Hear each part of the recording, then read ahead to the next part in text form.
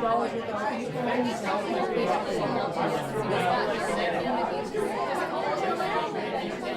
everybody, this is Reza. This is Sandy. Welcome back to episode 40, the real episode 41 of the Stone Cold Sober podcast. It's been such a long time, and I know I'm excited because we've both been so busy that we haven't been able to connect in a while. Yeah. So obviously with my trip, I've been gone for the last about 2 weeks now.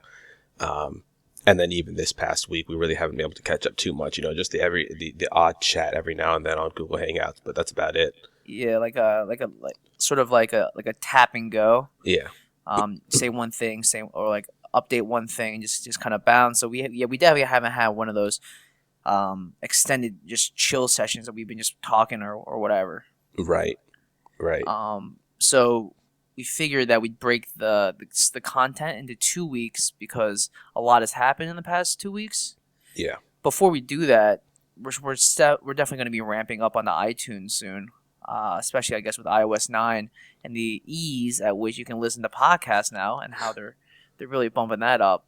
It'll be cool to get some of our content up there. So for our listeners who would rather listen to this on the car ride or at work and don't have access to just YouTube, we understand you, we hear you, and we're going to be moving there soon. Yeah, just easy enough to subscribe and everything like that. Because I think Shout Engine is really nice that it's just the audio. It's really compressed, very small, that you can go there and download them all yourself. But I think it'd be really easy for people to be able to just subscribe to the podcast. And I believe once we're up on iTunes as well, you'll also by default end up on Android too with a lot of the podcast managers. It's perfect.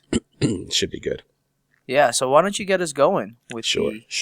with our trip? So yeah, I as you know, I went to Europe with my girlfriend, and we left on September 7th. So we put up an episode, or we recorded an episode, I think that weekend, but that episode didn't end up online until I think the 13th or so. Right. And we met up at the airport, super excited, and I guess one of the worst possible things that could happen happened to me. So maybe not the worst possible thing. I just hyped that up to sound like it was really bad. Essentially what I wanted to do, Lena had gotten some money converted for us. So she had already gotten some British pounds and some European euros for us for the trip, right? Mm-hmm. Because we were going to be spending a lot of time in England and then also spending some time in Paris. So we wanted to make sure that we were prepared, in the event that we wouldn't be able to use our credit cards. So what I decided to do though before we left was that I thought maybe I should get some US dollars. That way we can convert if we need to. And so I was going to just stop off at the bank, get a couple $100, and I forgot to do that. So when I went to the airport, I was like, you know what, I'll just bite the bullet. I'll pay the transaction fee. And I go to the ATM and I try to withdraw my money, and I realized I couldn't for the life of me remember my PIN. And I'm sitting there like thinking the combinations, or like thinking, what was it? Because I used to have a PIN, and then my bank thought there was a chance that my card had been compromised. I don't remember why, but they sent me a new card with a new PIN, and that happened just shortly before I went to Seattle. So when I was in Seattle, I never used my ATM card the entire time, and so I'm staying in the airport, and I thought I knew what it was, and I just couldn't remember what it was, and I'm using the ATM.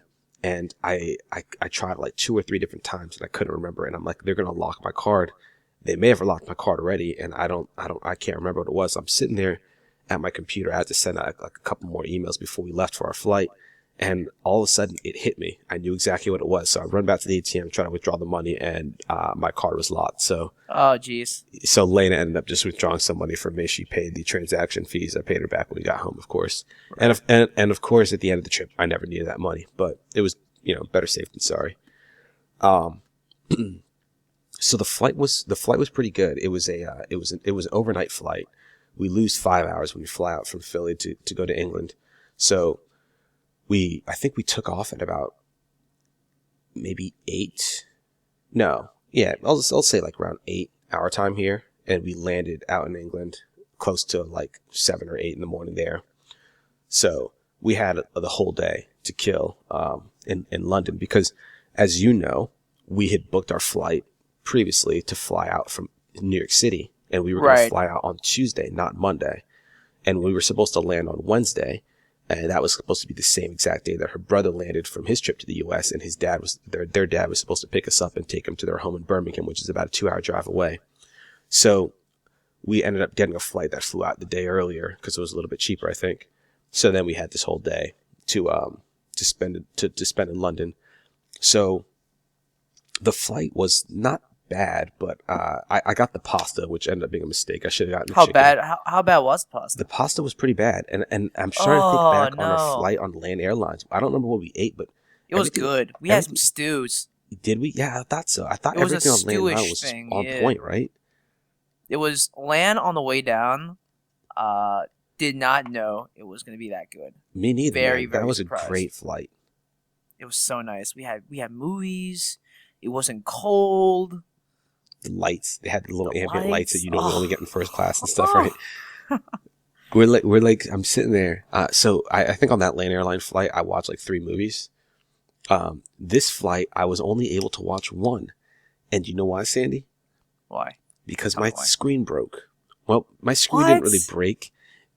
Were you tabbing too hard? Did you want to watch a movie so badly that you broke the screen? So my screen on the Land Airline flight broke, right? And it wouldn't respond to my button presses anymore. The screen just became like the movie that I was playing. I couldn't get the menu to show up or anything. And as soon as the movie finished, and I couldn't turn the volume down, and the volume was really loud. And then, and I think when the movie finished, I was just stuck there with like a black screen, but like there was still like light because it was still on. So this flight. We're flying down. I watched Furious 7, which was a fun movie. I'm not going to say it was a great movie. It was a fun movie. Furious 7 was a great movie. Give that franchise the respect it deserves. We're not going to argue about this franchise right now. So I watched that movie. I really enjoyed it, and I was going to try to watch San Andreas after that. I was looking at the movies and I was like, maybe I'll watch Inside Out. And I was like, you know what? Let's watch San Andreas. So I tried to start San Andreas. And nothing happens. When I hit play, it like the player comes up, but it never counts up from 0, 0, 0, 0. That's terrible. I couldn't fast forward it. I couldn't like move the pointer to go to a random location. If I did, it would scroll and then nothing would happen. It would still be a black screen.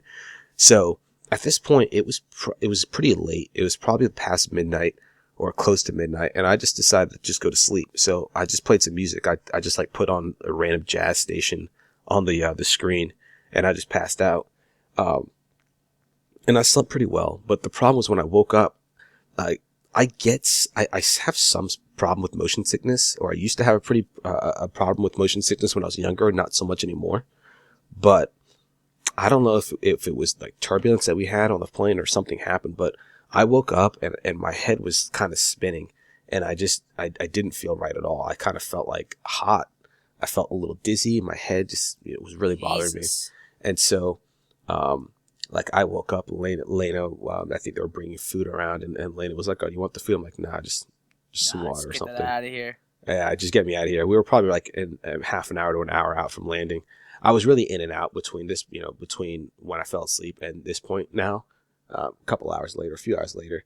And so they bring around some food. I just decline it. I just take a water, and I'm just kind of keeping my eyes closed and my head down.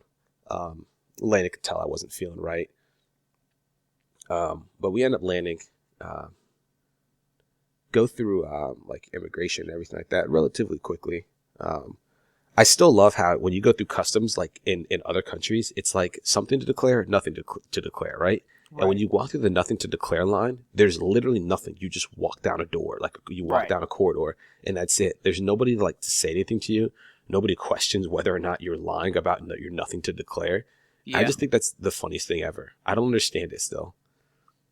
It's one of those, we trust you. Just go right on ahead. Exactly. It's like...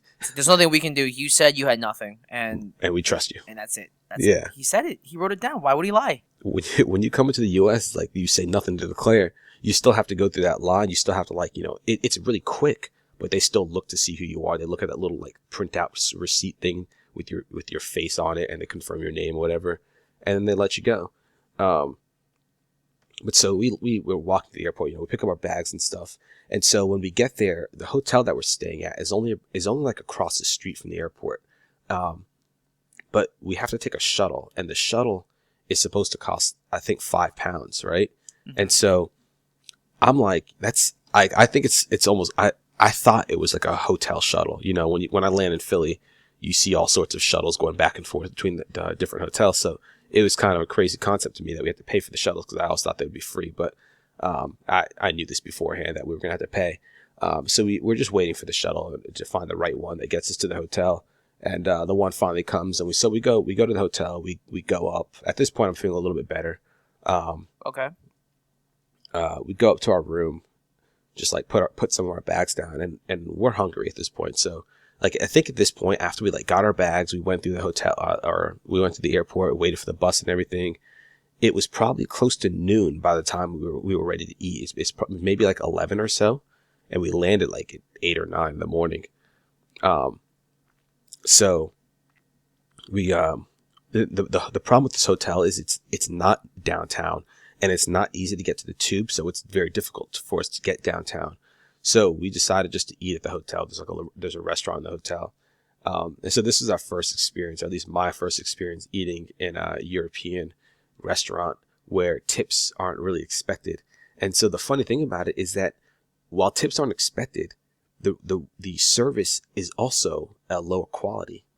Right, because they don't have to work for it. Yeah, they don't have to work for it, and they're not like constantly like checking on you. It's like you only have 3 interactions with your waiter, it seems. One is when they take your order, which, and by the way, they give you your menus, and then they come back like 5 minutes later. They give you so long to decide on what you want. And sometimes you have questions. So sometimes you want to ask a question about something on the menu, especially when you're in a country like Paris and you don't speak the language. You need to know what's going on the menu. They don't come back for 5 or 10 minutes. It's like, I'm not sitting here because I'm really indecisive. I just need help because I don't know what this says, stuff like that. So we, they give us a menu. We sit down, and the only time we interacted with the waiter is when we ordered. Then he brought our food to us, and then he brought the bill to us. That was the only time we ever interacted with him. He never like came by and said, "Oh, is everything okay? Can I get you anything else?" This and that. So that was kind of interesting. But we both just got burgers. How were the burgers? They were all right. They were good. Burgers with chips, aka French fries. Right.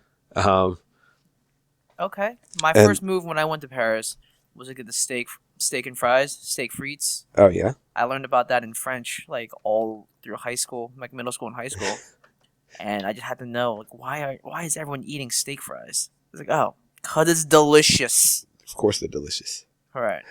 So, Continue. so at this point, like I said, it's difficult for us to get downtown. The way we have to get downtown, which I guess I'll just say it now. We went up to the room, right, and we both took a nap. Obviously, I didn't sleep great on the plane, and it was also a short sleep because we lost some time. We lost 5 hours, and it was a short-ish flight. I think about 6-hour flight to get out there. So we took a nap like for 2 or 3 hours, so kind of a long one. And she was texting with her cousin who lives in London, and he's, I think, about 22 years old. He just graduated with his master's degree, and he's looking for a job. And so we decided to go downtown to meet with him. And the thing is, we needed to figure out how to get there. And the problem is to get to the tube, the trains, the subway station, we have to go to the airport. To get to the airport, we have to take a bus. You can't walk there. I guess we could take an Uber or something, but neither of us have cell phone service, which is not something I ever thought about at the time. Like, you got to have internet to use Uber. Right. That data. Yeah, exactly. It's something that I really never thought about. I thought we could take an Uber the whole day. I was like, all right, worst case scenario, we take an Uber, but we couldn't. And we can take a cab, but we couldn't take an Uber.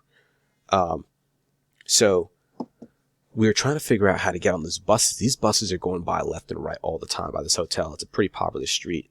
And so we get on the bus and we want to pay, and they're like, oh, it's only electronic payments. And not only is it an electronic payments, it's only the tap and pay. You can't swipe a credit card.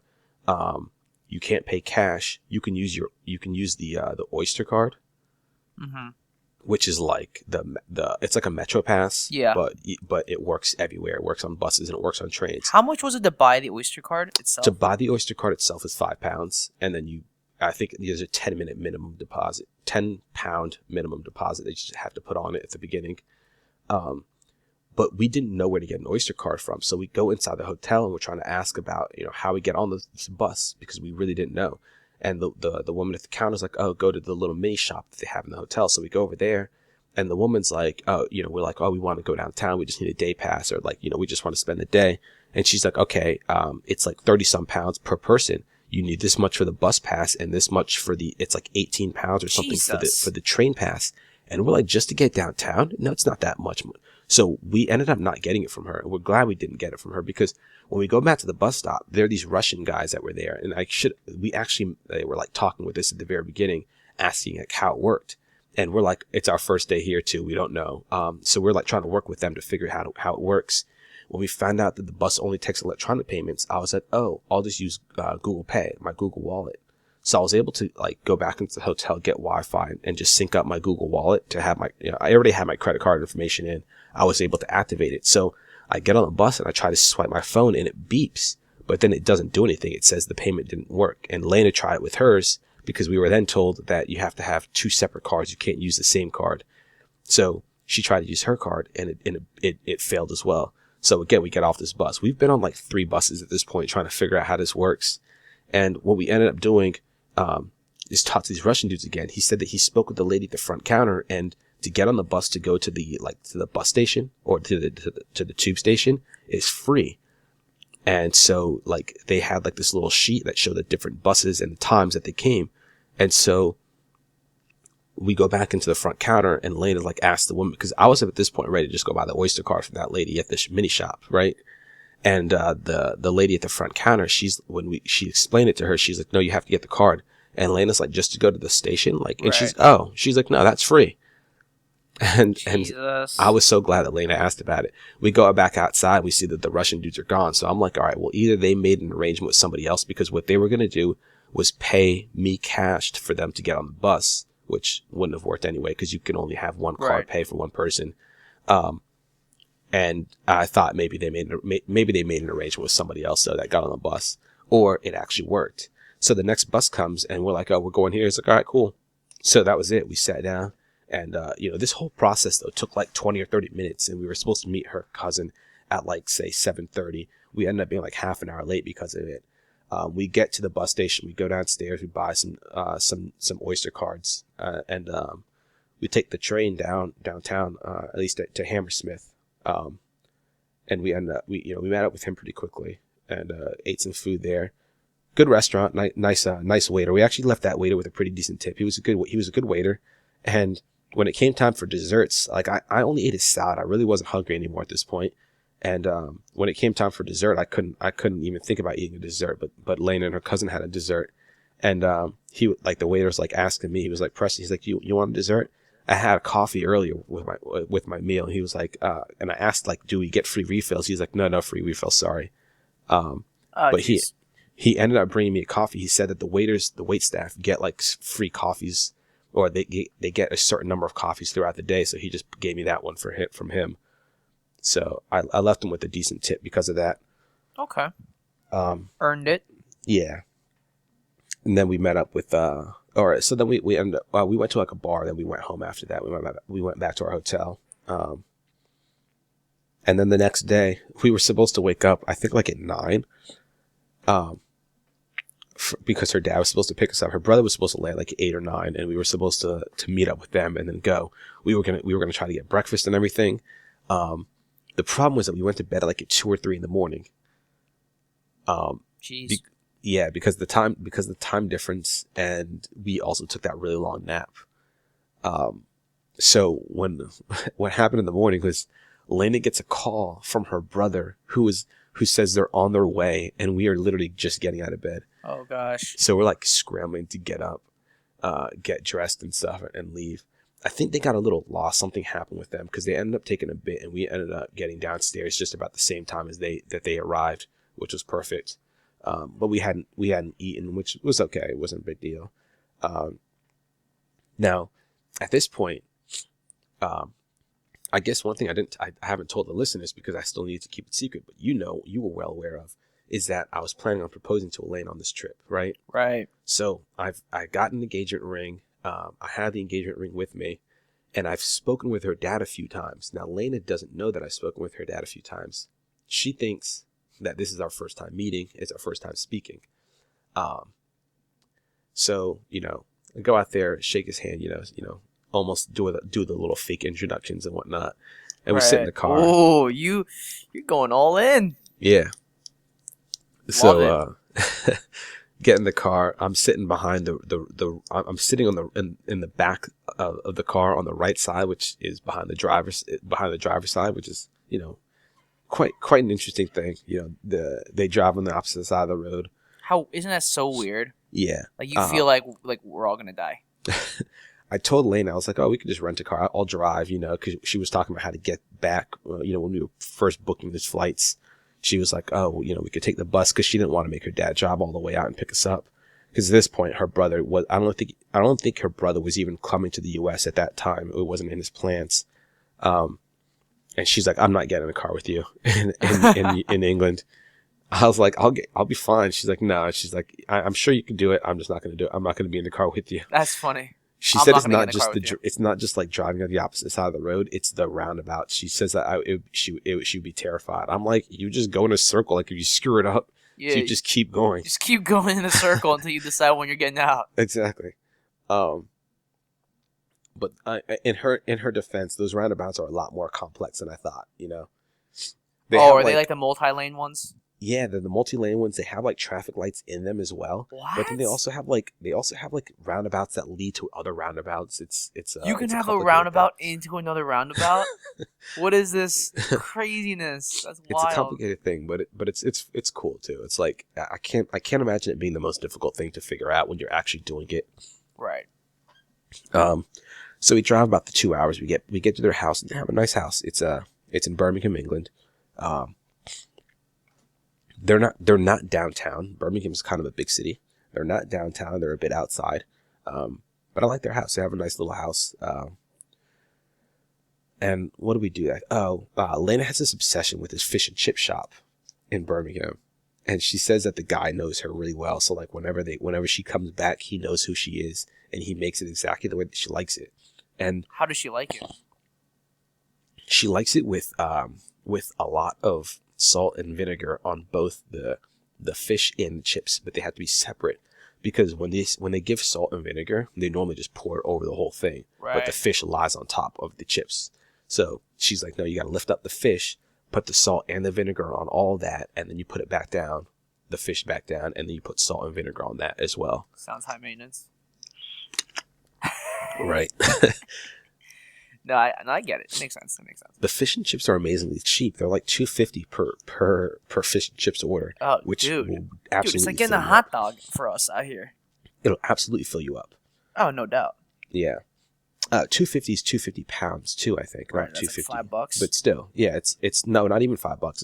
It's like $3 or $4. It's like $3.50 or $4. So it's still really cheap. Done. Get me some. Right. So, we drive out to this fish and chip shop and come back home. Everyone's eating their fish and chips. It was good fish and chips.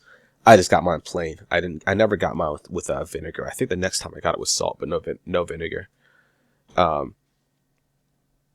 And so for the next few days, we really just chilled at her dad's house. Again, her dad knew that I was proposing. He was trying to like talk with me about how I was planning on doing it. And my plan was to take her to a really, really nice and expensive restaurant. Like, she and I have never eaten at like a shirt and tie, like a fancy dress up restaurant. I've never spent like more than like $50 on a meal for each of us, So I was trying to take her somewhere really nice and then try to go somewhere after that. The problem is I wanted to take her to a nice restaurant. I didn't want to propose to her in the restaurant. I wanted to propose to her somewhere else, and I couldn't find an appropriate location for that, right? Mm-hmm. And I think it was the night of the first day. We're like walking around the house. They have like a little sunroom kind of attached to the house. They have a dining room table in there. It's almost like a greenhouse because the whole thing is glass, but it's not a greenhouse. And behind their house, they have like this really small but like nice backyard. They hang their laundry to dry back there, and they have like this nice little garden area in the very back. And I was like, oh, it's really nice. So when I was talking with her dad about it, about where I would be proposing, I saw that and I was like, I would, it'd be nice to do it right here. It's home. My idea, she thought if I were to do it on this trip, I would do it in Paris, the city of love. But I didn't like the idea of doing that. I wanted to do it Birmingham because that was her home. She has a lot of memories tied to that. She Okay. loves going back to England. Um, so I thought that'd be a really good place to do it. Yeah, Um, it's important to her, so that makes yeah, sense. yeah. So I told her dad, and he's like, "Oh, that sounds like a really good idea." And then I was texting with her mom too, back home here, and her mom was like, "Oh, that does sound like a really good idea." Um, so I think a couple of days later, it was like September 10th at this point. We went to visit her aunt who worked downtown. Her aunt had been in the U.S. for a while. She was helping out with her grandma at home, and we went into to where she worked. And then her aunt's daughter, her cousin, came and met up with us too.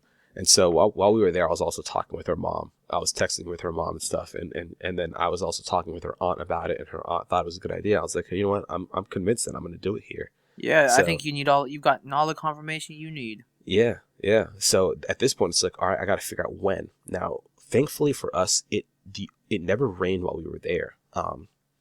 Well, at least up to this point, it hadn't rained. I was keeping up with the forecast. I think it's like a Thursday at this point, and I'm looking at the forecast. And Friday, which was September 11th, was going to be a really nice day, but it was questionable about Saturday. And then Sunday was supposed to be nice, like kind of cloudy. And then on Monday, we were leaving for Paris on the 14th. So in my mind, I'm sitting here trying to think, all right, well, when logistically can I do this?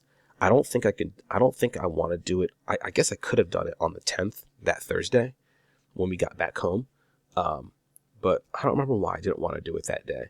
Um, Now the next day was the 11th, and it was a nice day, nice warm day. We'd be able to get good pictures. I would definitely be able to do it outside. The problem was it's September 11th, and I just really didn't like the idea of proposing to her on that date. Yeah, Um, yeah, makes sense. yeah, and it was also her cousin's birthday that day too. Another good reason. Yeah, so I was like, you know what, I'll just try to do it on the 12th. If Yeah, it rain rains, delay. Call it a rain yeah, delay. yeah. The only thing is that it was supposed to rain on the 12th, but Ah, on that Saturday. But I'm keeping up with the weather, and the weather says that it's if it rains, it's only going to rain in the morning, like before we even wake up. So I'm like, all right, cool. I'll go with that. If it doesn't work, we'll do it Sunday. Now, we'll do it live. right now, like I said, I wanted to do this whole restaurant thing, but when I told Lane about the restaurant thing, she was like, "Oh, my dad, he loves to cook. Her dad loves to cook and he loves to bake." I finally get where she gets it from, and she was like, he likes to cook a lot of meals and stuff, and so she's like, I don't want to like take that away from him, so we'll go out, when we're in London and Paris, and I didn't want to push any more than that. I know her dad would have been completely down for us to go out and get a meal somewhere because he knew my plan and he was looking at restaurants himself. The thing is, I didn't want to push hard and make it seem like, oh, I'm stopping him from cooking for us because I want to take her somewhere to do datey things when this was her family time and we're gonna be we're gonna have our own week together.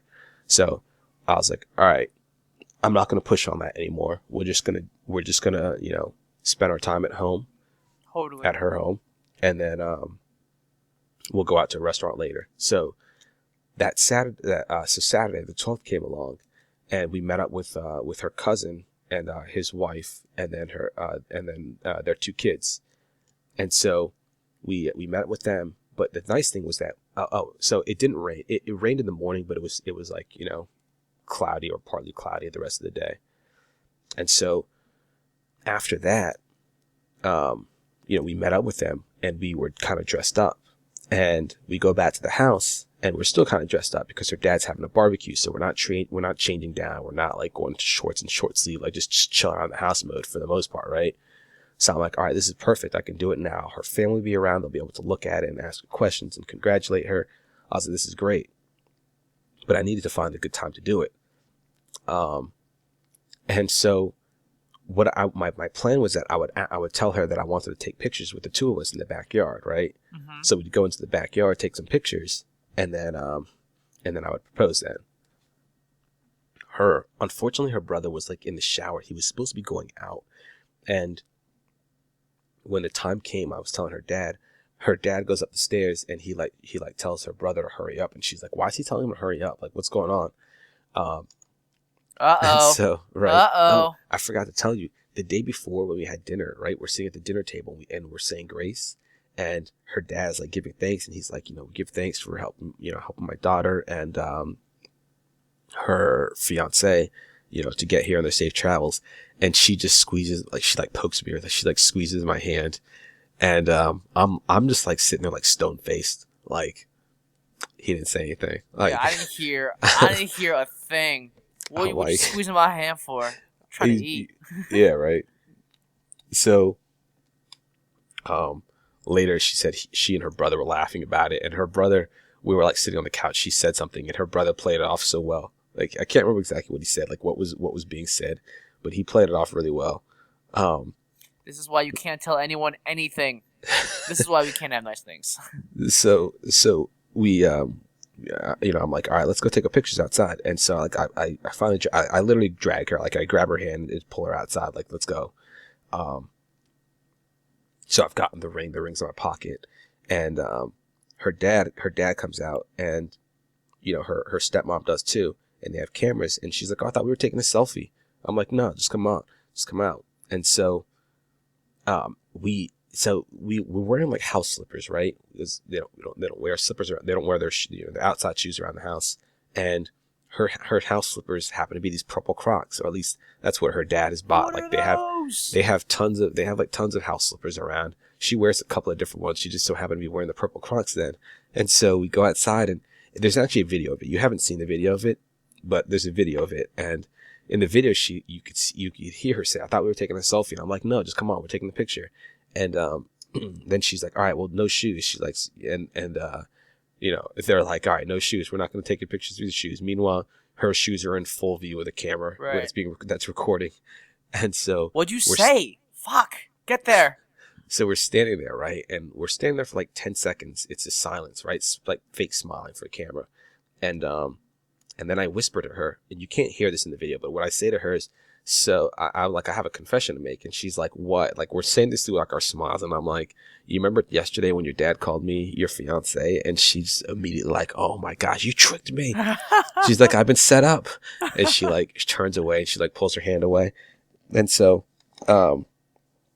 so I get on one knee, and I'm on the ground, and I'm trying to get her to give me her hand, because she almost has her hands crossed. And so she gives me her hand, and I ask if she would marry me. And so she nods her head. She's like, mm-hmm. And she's like, yes. And so then, put the ring on. She, I never see her cry. So she did tear up a little bit. And, we got lots of pictures and stuff. Hey, there you go. Yeah. Now, of course, I sent you and a few other people the picture, and plenty. I literally just said, "What are those?" And, yeah, people were like, "What are those?" And I'm like, "Come on, cuh." I mean, I had to. You saw it. It's my fault. It's my fault because I didn't let her change her shoes. Well, you guys are not looking good as a unit right now. I couldn't. There's no way I could have let her change her shoes without her. Like, there's no way she would have done it. She would just be like, take a picture without me in your shoes, No, totally. without my shoes. And so there was no way I could have done it and played it off without being like, look, I'm proposing to you. I need you to have shoes on. Yeah. So it just wouldn't have worked, which is fine. What did you guys do to celebrate afterward? Well, her family was over, so there was the barbecue. That must have been fun. I was people were like, wait, what happened? Like, what did I miss? Why didn't nobody tell me? The cousin that we met with earlier in the day, they came over, or the wife came over with her kids, and she's like, why didn't you tell me? And I was like, I know, I'm sorry. I couldn't come up with like a reason. No, I can come up with a reason to tell her, but we're there together, we're all together, and I didn't know if I could tell her without it being a thing. Yeah, so, like the less people know, the better surprise it'll be. Right. Because I mean, hey man, loose lips sink ships. Yeah. Right? So she came over. Thankfully, she doesn't live too far away, so she was able to come over and celebrate with us and all. Everyone wanted to look at the ring and whatnot, and it was a good time. So yeah, at that point, it was the 12th, Saturday the 12th. I proposed to her. She said yes. She was a bit mad at me because she hates surprises. She doesn't like being surprised, and she hates when like people are sneaky around her. So I've done this a few times with her mom. With past Christmas gifts, her mom wanted to buy her a laptop, and then she wanted to buy her a tablet, and I helped her find like the right ones. I even went to the stores and looked at some with Lena, and I was able to sneak away with it both times without her Wow. knowing. Yeah, without her like becoming wise to it. And so like just I think this the ring that I got her is almost a recreation of a ring that we found together a year ago. Okay. We kind of went like impromptu ring shopping, even though I wasn't planning on buying anything at the time. And she found a ring that she really liked. When I was out in Seattle, about a month before I came back home, she went again with her friend, and they found, no, I'm sorry, it was like a couple of weeks before I came back. They went again, and they found that same ring, and she said that that's the one that she wants.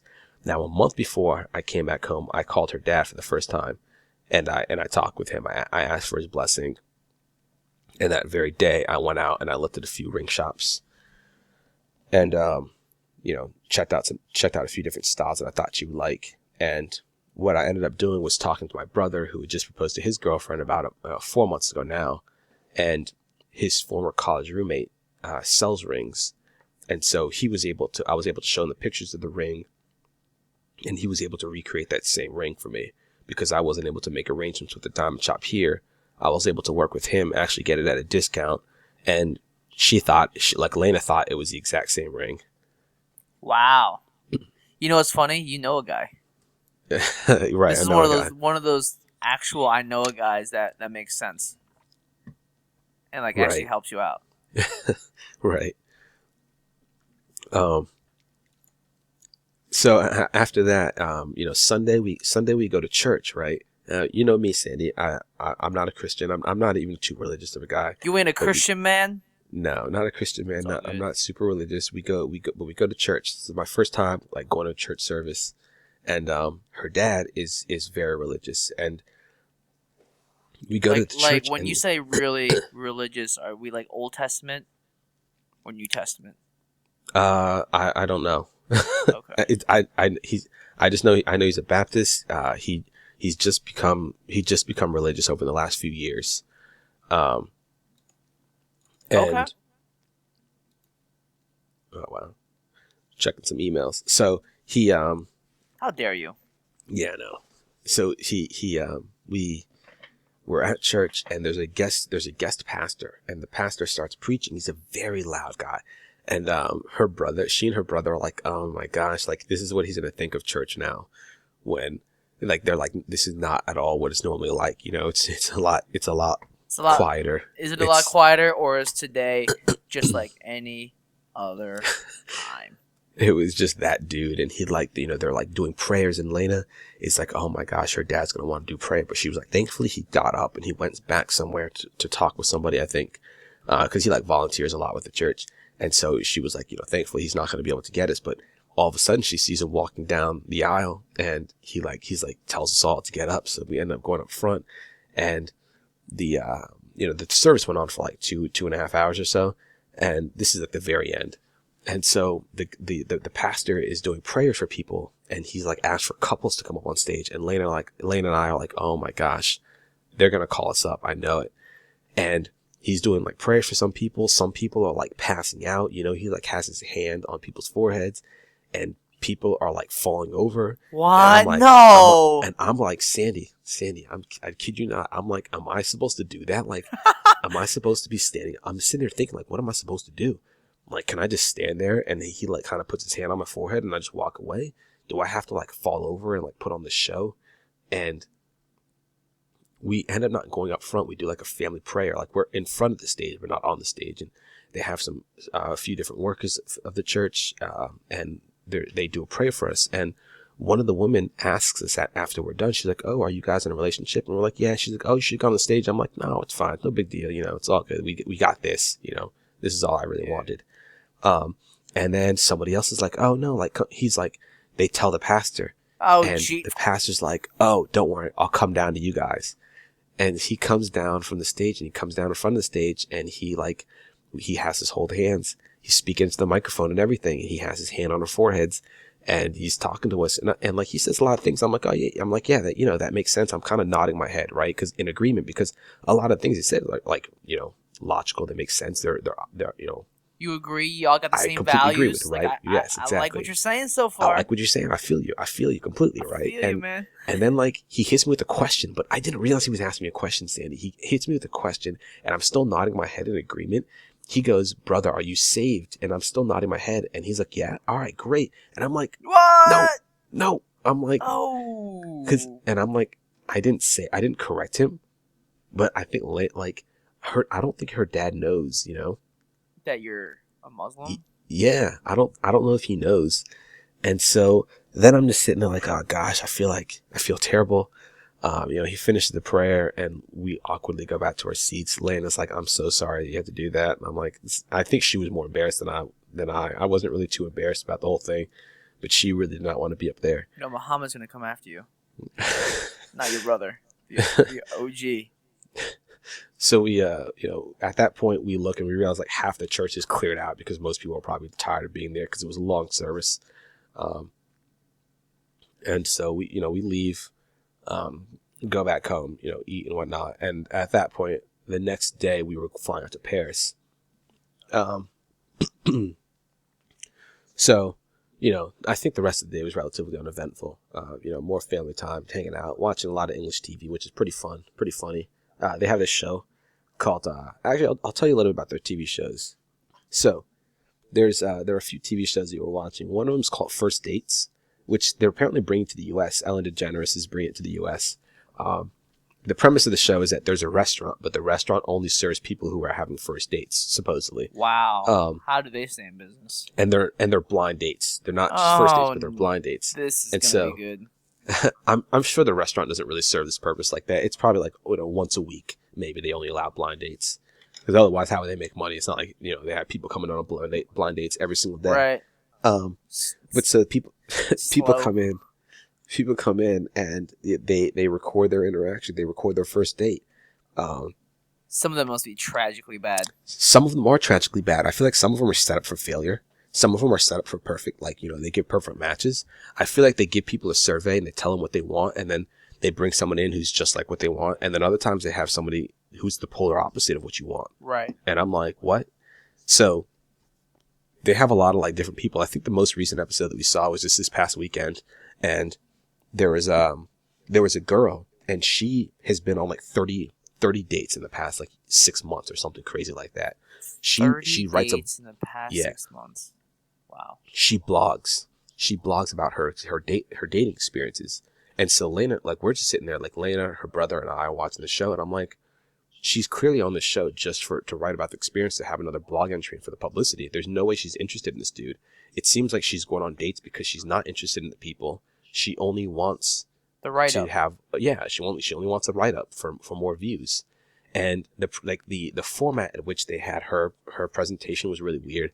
They had her like typing, and then like giving kind of an inner monologue, like a recording of what she wrote, which was a bit weird because normally they just have an interview with the people one-on-one, and they're answering the questions that the producers ask them. But she orders a freaking lobster. She's like talking about like, am I paying for this? The people pay for it themselves too. So wait, they each pay for themselves? Yeah, typically the guy pays, but there was one dude it was a tragically bad date. I think he was an atheist. Somehow they got on the question of religion. And he was like criticizing the girl. He was talking about this and that, all sorts of beliefs that he has. He's a very like firm man on his beliefs and thinks everyone else is dumb. And then when it came to pay, he was like, oh, we'll split it, right? But not just split it down the middle. He was like sitting there like calculating how much each thing was. And then he goes, oh, 12.5% service charge. Oh, bollocks to that. We won't pay that. That was actually one thing we didn't realize. So in England, they have like, it says on the menus, they may add a 12.5% tip, right? Or it's an optional thing. It didn't say we may, it said it's an optional. So Lena was like, oh, that's optional, as in we decide whether or not we want to leave that. But when we got our bill, it was on there already. I didn't realize that you can just say, take that off or something, because that's what the guy did in the show. Oh. And the girl was like, you're not going to tip. Like, I was like, all right, maybe not tipping at all is not a thing. Like, you got to tip something, but it's certainly not 30% or 20%. But they just had some people set up for like really bad dates and some people for good dates. There was another show that we really like to watch. And this, I think Americans would love a show like this. Like, it's definitely a right-wing show. It's funny though. It's called Benefits Britain, and the show. So you know a lot about like the public health care in Britain, and this is actually like a topic of discussion that we had a lot. Whether differences between private health care and public health care. So people who have private insurance versus public insurance, people have died.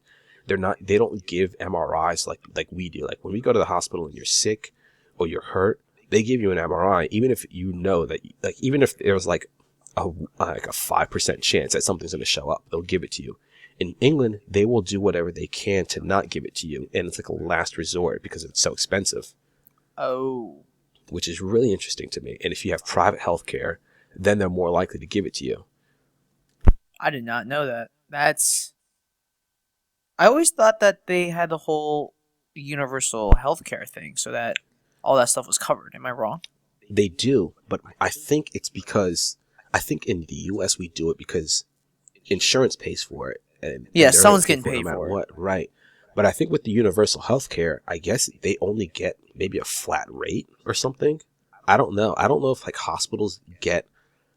I really have no idea how it works. Okay. But from my understanding is that they don't get treated as well as you would in the U.S. or if you have private insurance. I mean, I think it's almost similar to people with Medicare, because I think supposedly they don't get treated as well because their insurance doesn't pay as well to the hospitals and the doctors. Gotcha. So this Benefits Britain show, there's like when you have a baby, you get 6 months leave from work. Sounds fair. And I think if you have like a C-section, you get another 3 months or so, something like that. So you get a lot of time off. But if you're also like handicapped, the government gives you money. If you get hurt, workman's compensation, the government gives you tons of money. So there are some people that scam the system hard, and they basically make a living by doing nothing. And this Benefits Britain show, they have a few different versions of it. Like they have like Benefits Britain, people who've been hurt at work and they're getting paid. But people were like hurt at work like 30 years ago and they're still not working now. Stuff like that. Jesus. They basically take these extreme cases and they put it on TV, and then they have these people. It's almost like a joke. Like the whole show is almost like comedy, which is why it's funny to me. But it's like, holy crap, this is what the money's going to. And that's why I think a lot of Republicans would love a show like that. If it was in the U.S., you show people on welfare that literally do nothing and they go out of the way to scam the system. There was a couple, right? And this couple, the guy was mentally handicapped. There was some issue that he had. Oh, this is actually something I found out just the other day. Apparently, handicap is like a bad word in England. You say disabled. It's not PC to say handicapped. I did not know that. I didn't either. When Lena just told me the other day that she said that to her aunt and cousin They freaked a few out? years ago, and they laughed at her. They were like, "Why would you say that?" Because I'm keeping it real. But so the boy was mentally disabled. So he had some learning disability, and the girl was supposed to be in college, but she wasn't in college, something like that. And they lived off of benefits, right? They got a paycheck every week from the government, or every month. Okay. I think every month they got £400 Jeez. for literally nothing. And one week, they're because of an error, they didn't get their paycheck. So now they're like trying to figure out how they're going to make it through the next week without a paycheck. And they go to like to a soup kitchen or something like that. They get some food. They go to I don't know what it was, like some type of charity. They gave them literally cash, I'm like, they give What? cash? How do they give cash to people? They go to another place and they get like a tons of groceries. And these people lived, they had pets. They had pet rats, Sandy, pet rats. And they That's had, not a pet. or was it, and then they had some snakes or whatever, some lizards and things. Maybe not snakes and lizards. What did they have? I don't know what they had, but they had like pet rats. And these rats are like scurrying around on them. Oh, They're stop it. literally like the girl's laying on the bed talking, doing an interview, and the rats are like literally climbing up her back, going around. She's like feeding. I kid you not again. She has her tongue out, and the rat is literally licking her tongue. I'm like, come on, ka. Um, That is so crazy. yeah. So the, and then while they're literally looking through the groceries, they literally get on the floor of the parking lot of this place after they get these groceries, and they're looking through and they're like separating the food out and like, oh, this would be great food for the rats. I'm like, are you kidding me? Like, you guys are talking about not making through the next week, and you're talking about how you're gonna feed your rats. Um, and then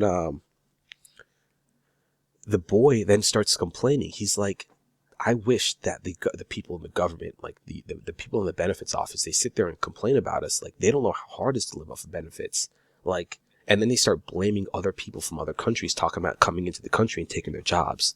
Like, if it wasn't for these people coming in and taking our jobs, I'll tell you, it's like the Swedes taking our jobs. The And then Swedes. saying like, I don't know what they said. And like That's Swiss people, these people some coming in weird and taking people our to hate. jobs, say how hard it is to live off of benefits. And he was like, I wish that I would be able to switch lives with them for just 1 week. They would realize how hard it is to be me.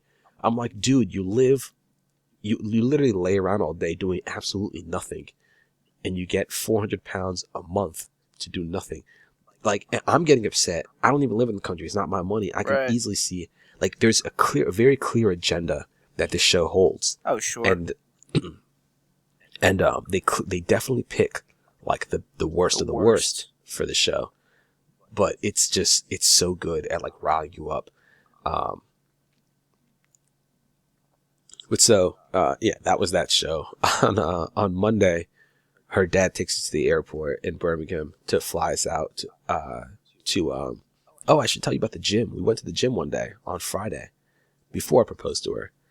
It was a really nice gym. And the locker room it was so English. Like, the lockers were like wooden cabinets or whatever. What, with, you like, never been to little, a place like that before? No, I've never been to a place like that. It was like a country club, I think. Motherfucker. Welcome to I've been, welcome to being an adult. All right. you know the Legend of Bagger Vance when they're in the locker rooms. That was the locker room. You know, speaking of the Legend of Bagger Vance, there was this guy in my fraternity. He was a little bit older. He was an advisor. He was this black guy. Not gonna say his name, but he wore this suit that looked like an old, like a vintage suit, something Yeah. out of Boardwalk Empire, something with texture, like a fall suit. I called him Bagger Vance. He did not like it, but I went with it. Me and him are so close. Oh, you're so dumb. I was like, "Yo, who let Bagger Vance in?" And he was like, "You mother." I thought that was funny. Oh man. So. Oh god. So we her dad takes us to the airport so we can fly out to Paris. One thing that's interesting about that airport is that they charge you to pick and drop people off. They charge you £1 for 15 minutes.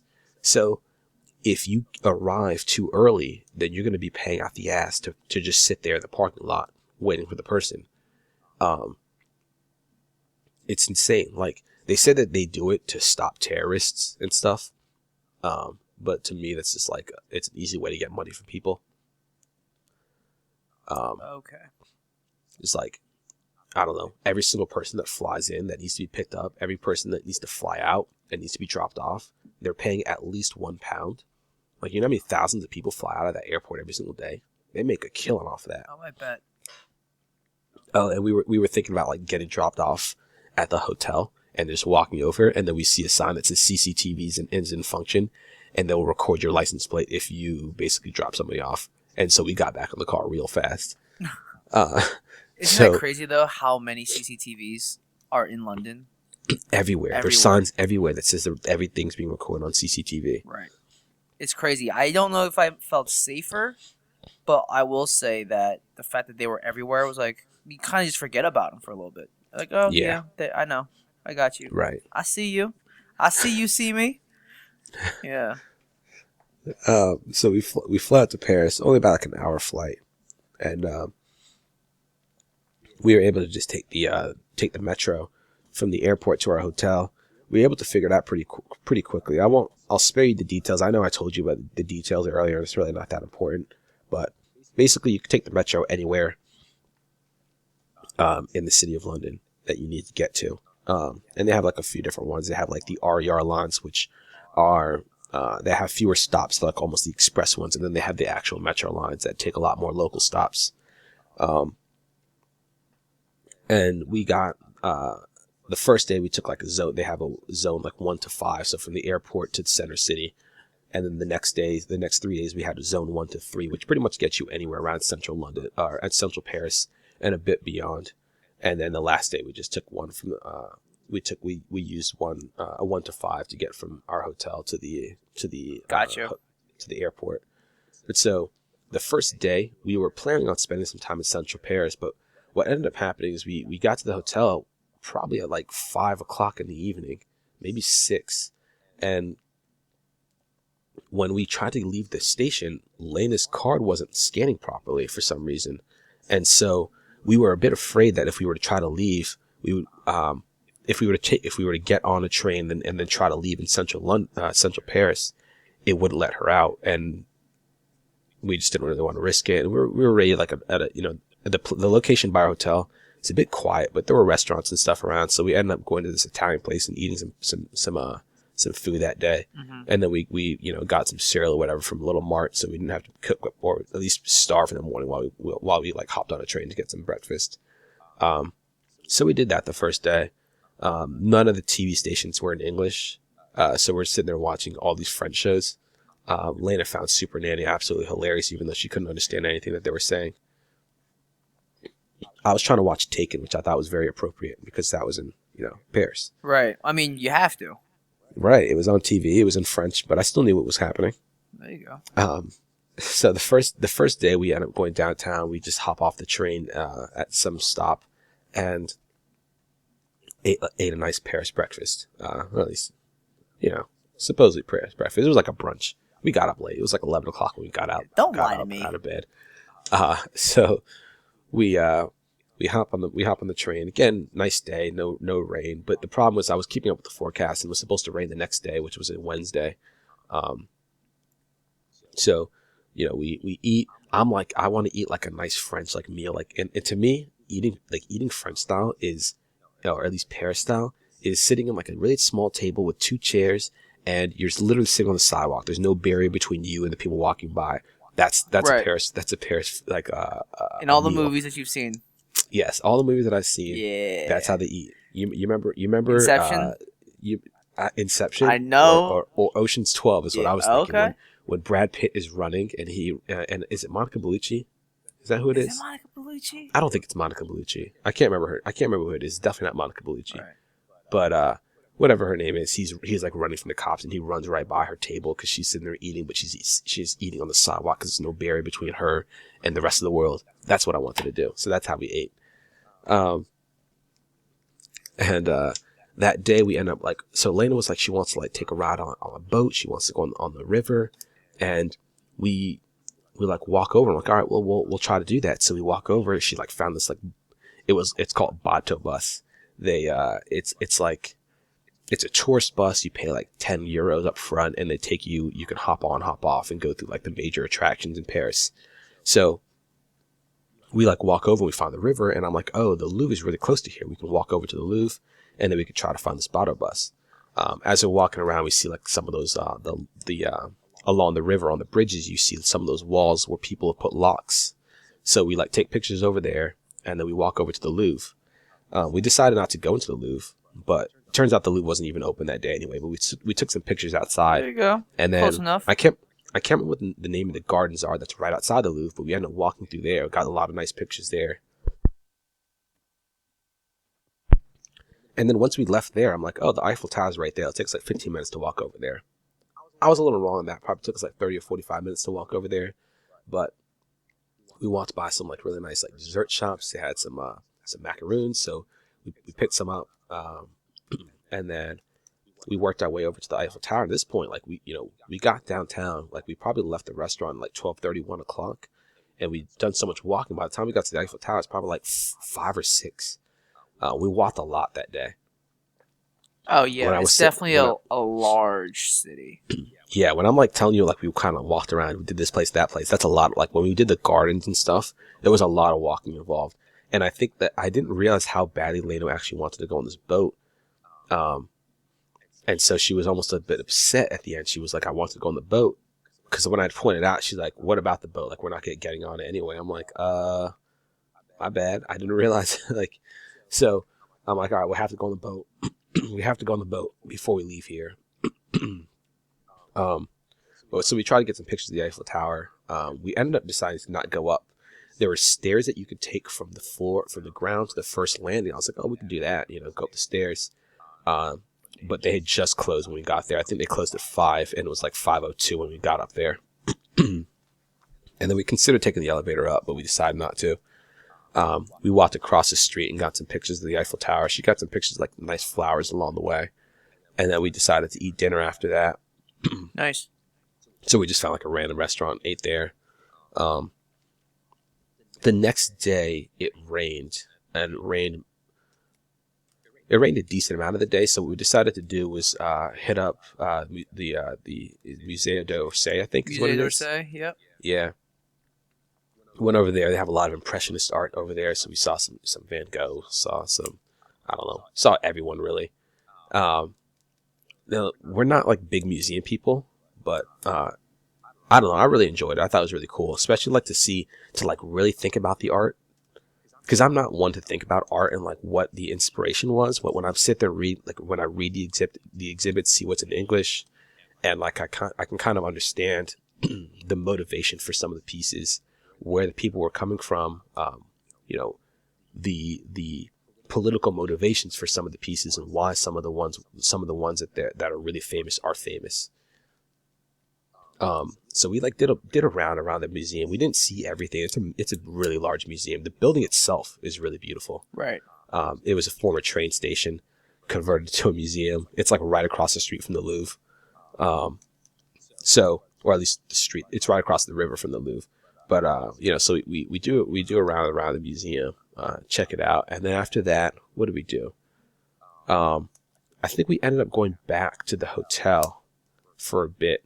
It stopped raining. We went back to the hotel, and then we ended up coming back downtown for dinner. I think. Yeah, I guess that's what we did. I don't remember what we had for dinner that day, but I think that we came back downtown for dinner, and Okay. we ended up going to. We stayed out a bit late that night. We went to the Eiffel Tower again because we wanted pictures of it at night. Oh, it's great at night.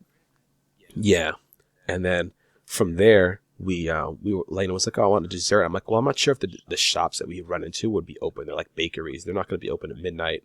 But we found this little like restaurant, a bar, whatever that was open. We got some. Lena got some hot wine. Oh, that's why we went. Lena wanted hot wine, and her friend had told her about hot wine, and her friend was like, "Oh, you got to get about the Eiffel Like Tower." mulled wine? I guess it's just warmed wine. Like I don't know if they just put it in the microwave or Nah. I think it's called mulled wine. I don't know. I just know that on the menu it said hot wine with like cinnamon or whatever. Yeah, I don't know. that's exactly I'm not a what that drinker. is. So Yeah, it's nice. It's like nice and fruity and all that. It's basically exactly what you think it is, warm wine, but it's fruitier and sweeter. So it's definitely good on like a cold night. It's definitely something that people drink closer to the holidays. Yeah, that's what I thought. And she was like, "Well, maybe I can't get it now this time of year because it's still a bit warm." I think at this point I'm wearing short sleeves still. But I get I think I got like a cappuccino. We got a tiramisu, and then she had her hot wine. Nice. Look at you, tiramisu. And we just chilled out. Yeah, right. Chilled out there, and then we headed back down. Headed back to our hotel. The next day, I was like, all right, we're going to do this boat thing. So we found the night before where we would take a boat. So we headed right back there, hopped on this boat, and we were able to take a tour basically everywhere that we walked the past couple of days, but see them and get a description in English of them. There were like some loud kids and people that were on the boat, but for the most part, it was still cool. Right at the end of the boat, it started to rain, so we were able to go underneath the canopy and just chill out till the end of it. Gotcha. Oh, this day I woke up. I had like this weird like headache or something this day too. It was really weird. Like when I lifted my head up too fast, I would get a bit dizzy. Again, something like this I've never happened to me before. But if I like moved my head too fast, it would just like, I don't know, really bother me. So I was just a little like slower moving this particular day. We hit the grocery store, and then I don't know, got some dinner and stuff. Went back downtown. I can't remember what we did. Oh, we went down that dessert street. That random. It was like a random road that we found that first day when we were walking. That had all of these little bakeries on it, right? And I was like, I have no idea if we're gonna be able to find that again. Like, I don't know exactly where it was. I think I kind of know how it is, but we have to backtrace our steps from the Eiffel Tower, so that's what we did. And somehow we found that same exact road. We got a ton of desserts, and then we hit this restaurant, and it was an Italian restaurant. This particular restaurant had terrible service, and the main menu was in English and French, but the specials menu was only in French. And we were given this menu. We're like, oh, let's get the specials because it's a great deal. You get an appetizer, a meal, and a dessert. But there's lots of stuff on this, and we can't understand it. And we're trying to use Google Translate. And Google Translate has this camera feature where you can hover over the words and have it actively translate in real time. And we were trying to use it, but it wasn't perfect. And the waiter, he was, I think, Spanish, but he spoke like 5 different languages. But converting it to English wasn't easy for him to like say exactly what it was. Lena got this appetizer that was like, it was a salmon, but the salmon was not cooked. It was like flayed, like raw salmon, but it wasn't that good. When I had it, I was like, yeah, it's too fishy. It tastes like how fish smells, you know? I'm like, I can't. I don't know how she ate it. I just Fine. I just got tomato and mozzarella on like a little salad. And then for a meal, I had, it was a grilled salmon. I cannot remember what Lena had for her meal. And then for dessert, I had a cheesecake, and she had a tiramisu. Nice. That sounds great. The cheesecake was interesting because the cheesecake wasn't like as sweet as our cheesecakes here. It wasn't bad. It was just cheesier. And then yeah, we headed back to the hotel, flew back.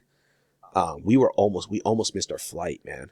So we took the train, right? We woke up. Our flight was at I think 8:45, right? Something like that. So we're supposed to be out of gate, say at 8:25, 8:20. So we're like, okay, we'll wake up at 5, leave at 5:30, hop on the train, get to the airport. It'll take us like an hour and a half to get there. We'll get there like an hour and a half early at the airport. You know, if everything goes well, we'll beat rush hours. But our idea was, we get to the train station, waiting for the train.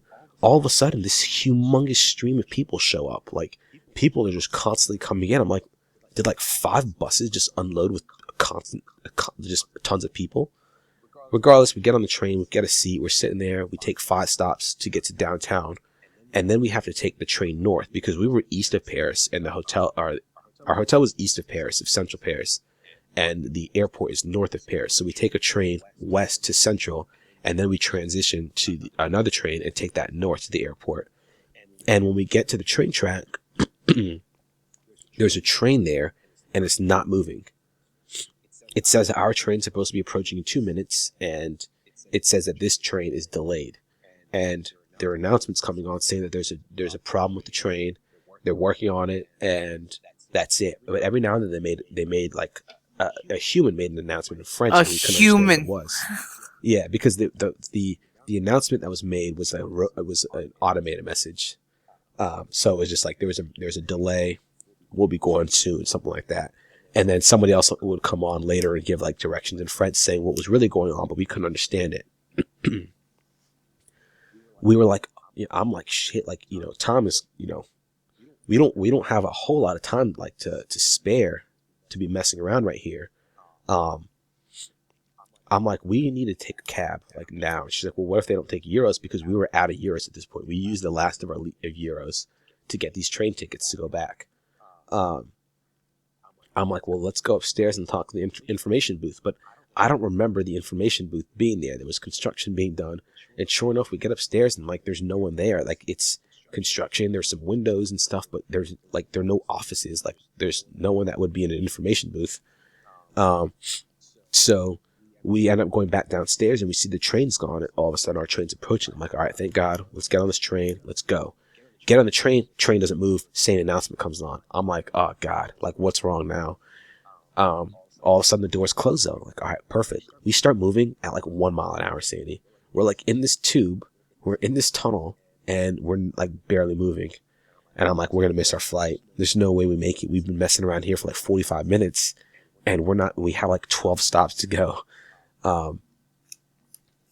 Finally, like we start moving, we start to get out of the city, we're flying, get to the airport, and we get to the airport and we're like running. Oh, there's like different terminals and we're not sure which one we need to get off or onto.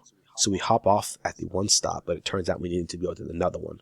So we end up needing to take the train in the airport, which was fine. We did that, got over to the terminal that we needed to be in. We go to check in. We're not checking any bags because when we went to Paris, we left our big suitcases at her dad's house.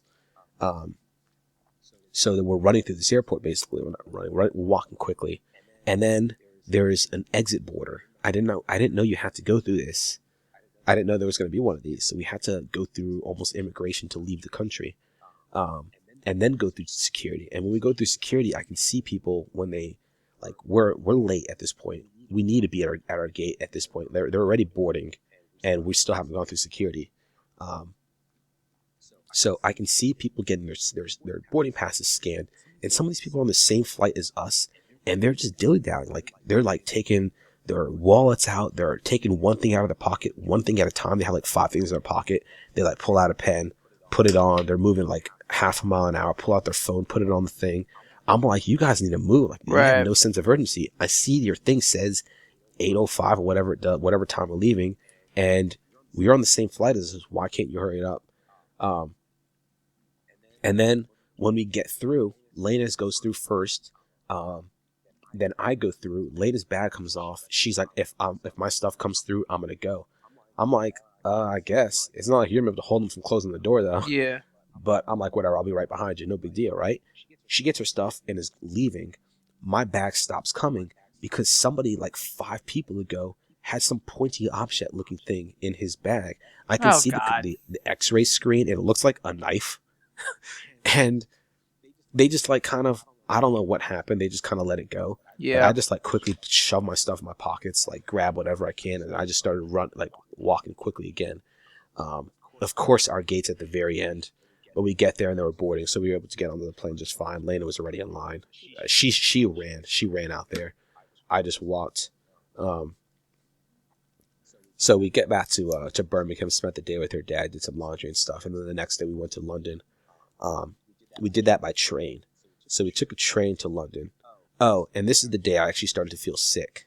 So I ended up catching a cold on this trip, and I was feeling a bit sick on this on this train ride. Like I can feel my throat and my nose starting to become congested. My throat was, starting to bother me. But we take this train, we go out to London. It's about a 2-hour train ride. We get there. We have our massive suitcases too. So we each have a luggage that you check on to a plane. And then we have our personal bag plus a carry-on. And the plan is to go from Birmingham to London. And we were going to stay with her uncle there. And to do that, you have to take the train, then hop on a couple of different metros, and then I think take a bus or two as well.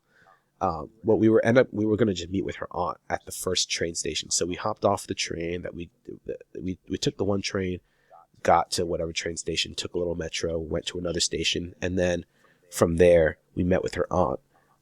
And Lena went to get me some medicine at some random like Tesco or something. Right. And as I'm standing there waiting for her outside with watching the bags because we don't have a cell phone anymore. She had a cell phone in England, and we left that with her dad. And so we have no cell phone service. We're trying to contact her uncle. We tried to use a payphone, couldn't get in contact with them. Um, so then I'm standing there. All of a sudden, a woman approaches me and she goes, "Are you Elena's fiance?" And I'm like, "Yeah." And she's like, "Oh," she's like, she introduces herself. Um, it turns out that she recognized me from the picture that Elena had just uploaded on Oh, WhatsApp. that's funny. Yeah, I know. So Elena comes out. I use the medicine. Immediately start to feel better. Like the nasal spray works so amazingly. Like you use it and it clears up your nose. You almost feel like you're not sick anymore. Um, so we ended up getting a cab, and we took that the rest of the way to their place because it would have been just too difficult for us to carry the bags through on the trains and the buses. Um, and so we spent the night with her uncle, and then I have an aunt who lives in the same area, only 5 miles away from her uncle. So her uncle drove us to my aunt's house. We visited them for a little bit, met my cousin and his wife and their kids. And then from there, my uncle drove us to downtown London to our hotel where we spent the last couple of days of the trip. Gotcha. Unfortunately, that was kind of where, my sickness kicked into high gear. So that was when I was a little bit, my symptoms were affecting me more. I was still able to go out and have a good time and stuff. We spent a lot of time walking through London. We did a ride on the London Eye. Got to see Big Ben. Did dinner and stuff. But I wish I was able to enjoy it as much as possible. But it is what it is. Still, we were still able to enjoy it, and I'm sure we'll be going back there eventually. So hopefully we'll be able to do it again. Yeah. Um, Overall, great trip. Overall, great trip. I know Lena loved it, and that's all that really mattered to me. I know she loved Paris, which is perfect. Again, I really had a great time too, but to me, her enjoyment was the most important thing, and I'm happy that she had a good time. Awesome. So Yeah, let's take a break right here, yeah, we'll take a break, and and then then we'll get back to, and we'll come back and we'll give you some my updates. yeah, sounds good. All right, cool. We'll talk to you guys in a second. Be right back.